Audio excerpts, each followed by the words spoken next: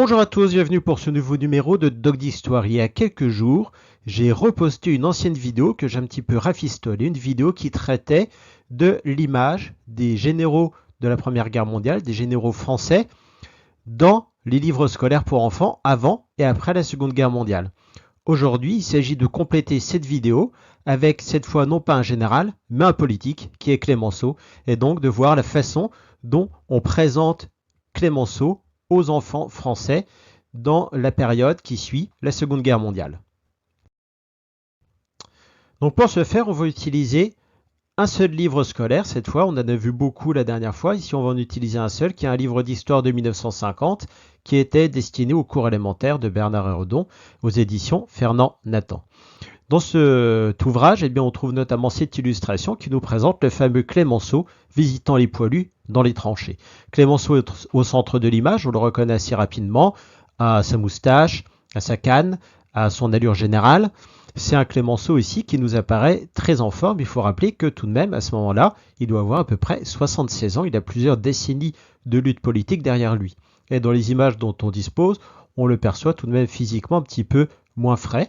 Mais ici, vous voyez qu'il n'a même pas besoin de sa canne pour se déplacer dans les tranchées, qui n'étaient quand même pas le terrain le plus évident pour se promener avec les chaussures dont il dispose ici.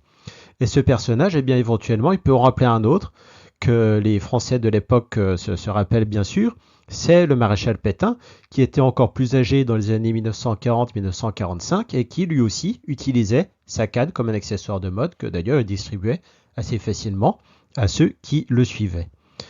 Clémenceau, ici autour de lui, on trouve bien sûr les soldats de 14-18. On voit d'abord bien sûr celui qui lui serre la main, avec l'uniforme bleu horizon qui est apparu en 1915. Donc rappelons que Clémenceau n'est devenu président du Conseil que le 16 novembre 1917. Donc ici on est en 1917 ou 1918.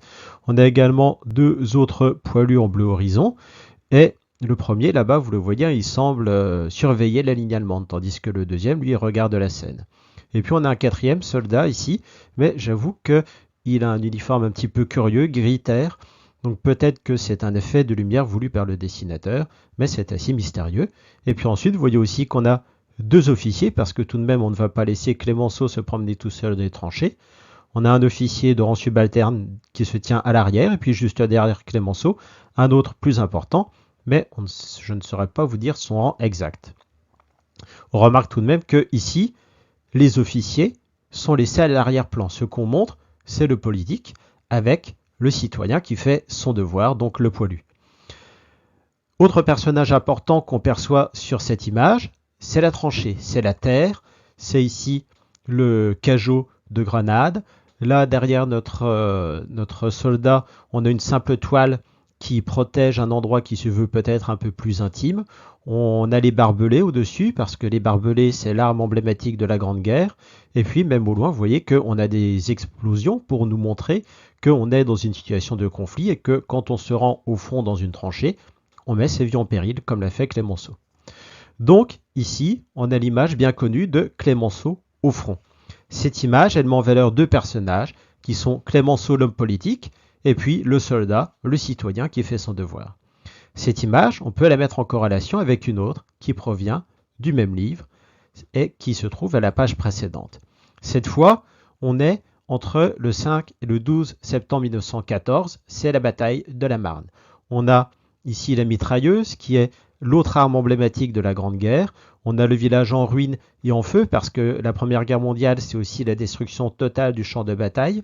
Et puis vous voyez aussi les explosions. On a un paysage, bien qu'on soit à la fin de l'été, qui est un paysage de désolation, toujours lié à la bataille. Voilà, c'est l'image de la guerre. Et puis au sol, vous avez un casque et un tambour prussien. C'est la bataille de la Marne, donc on avance et on marche sur les dépouilles de l'ennemi. Et puis, bien sûr, on a à nouveau des poilus qui ne sont pas encore des poilus, qui sont les soldats aux pantalons rouges. Donc le groupe central autour de la mitrailleuse, et puis les autres autour qui font le coup de feu. On remarque toutefois que, une fois encore, ici, ce sont les soldats qui sont mis en avant. Les héros de 14-18, on a vu la vidéo précédente qu'il y avait une héroïsation des maréchaux, des généraux. Ici, ceux qui sont mis en avant, notamment dans cet ouvrage, comme des héros, ce sont vraiment les soldats. On va revenir à notre première image pour regarder maintenant le titre qui l'accompagne.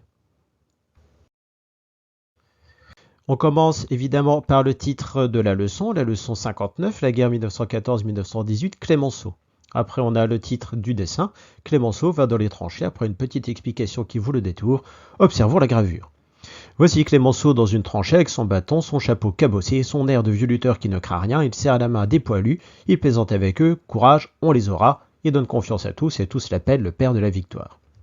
Évidemment, vous l'avez vu tout de suite, il y a ici un petit problème, c'est qu'on met dans la bouche de Clémenceau les mots d'un autre. Courage, on les aura. C'est l'ordre du jour du général Pétain à Verdun. Et évidemment, on est en 1950, donc on a encore beaucoup de personnes, beaucoup de vétérans qui ont connu la bataille de Verdun et qui se souviennent de cet ordre du jour. Après, on a un petit texte ici qui commence par un préambule dramatique et patriotique qui rappelle des mauvais souvenirs, y compris récents. Chez nous, il se trouve toujours des cœurs vaillants, des chefs pour résister à l'ennemi, tenir et vaincre, Jeanne d'Arc, Gambetta, Clémenceau, et on a presque l'impression que le rédacteur voulait ajouter le général de Gaulle. Et à la fin de ce texte, on mentionne incidemment le maréchal Foch. Foch est nommé général en chef des armées alliées, la France gagne la guerre, le traité de Versailles nous rend l'Alsace et la Lorraine. Après, on a le résumé, après quelques questions, et un dessin à reproduire, qui ici est le dessin de Clémenceau. Alors, ce qui est intéressant, c'est que voyons-nous exactement sur ces images. On voit finalement Clémenceau et les soldats de 14-18. Les officiers sont très nettement en retrait sur ces images.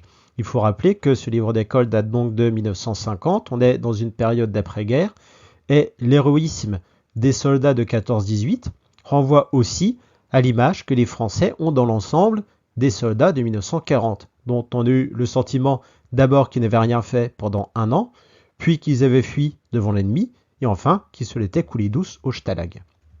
Évidemment, tout ça c'est faux. Les soldats ont subi la drôle de guerre, ils se sont battus bravement en 1940, et la vie au Stalag était tout sauf amusante, et malheureusement, pour ces soldats vaincus, dès 1945, eh bien, ils ont perdu le combat de l'image face à d'autres soldats qui, eux, étaient victorieux, qui étaient les soldats de 14-18. Et forcément, dans un livre scolaire de 1950, eh bien, il paraît bienvenu de magnifier le soldat de 14-18. Ensuite, Clémenceau, eh bien, on remarque bien sûr que rien n'est dit de Pétain, on ne le mentionne même pas. On met même dans la bouche de Clémenceau son fameux ordre du jour de la bataille de Verdun. Et Clémenceau, ici, eh bien, c'est un petit peu la revanche du politique. Je vous renvoie à l'épisode précédent, donc, qui parlait plutôt des généraux de 14-18. Mais il faut rappeler que le régime de Pétain avait accusé juridiquement parlant les responsables politiques de la défaite de 1940. Aujourd'hui, les historiens considèrent que cette défaite de 1940, elle est due principalement aux carences des chefs militaires, Gamelin en tête. Et donc, remettre en tête justement dans la mémoire des Français l'action de l'homme politique en 14-18, ça paraît de bonne guerre, d'autant qu'ici elle est très justifiée puisque Clémenceau a réellement joué son rôle, a réellement joué un rôle très important dans la victoire finale. Donc, je vous remercie d'avoir suivi cet épisode et je vous donne rendez-vous dans quelques jours pour un épisode dans les rues de Paris et dans quelques semaines pour Doc d'Histoire.